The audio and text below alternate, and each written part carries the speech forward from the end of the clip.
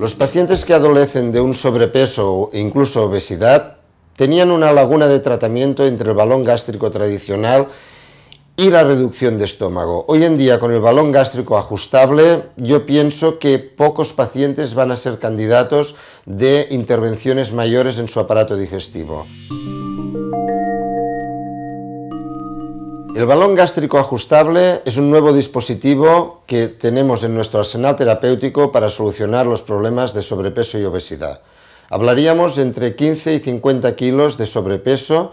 La gran novedad reside en dos factores. Primero, puede permanecer en el organismo durante un año, que el anterior eran 6 meses, y por otro lado, la gran novedad reside también en que es ajustable. Quiere decir que, así como en el balón que teníamos hasta ahora, a partir del tercer mes, en algunos casos, el estómago se adaptaba a este balón y el paciente volvía a tener sensación de hambre. En este caso, si esto ocurre, se puede con una fibroscopia sencillamente reajustar el volumen de este balón para que continúe su procedimiento de dejar al paciente sin ningún tipo de apetito. De esta forma es relativamente sencillo conseguir la reducción de peso que necesitamos durante el tiempo que necesitamos, no sufriendo pues hambre durante todo el proceso y por tanto siendo cómodo y efectivo la reducción.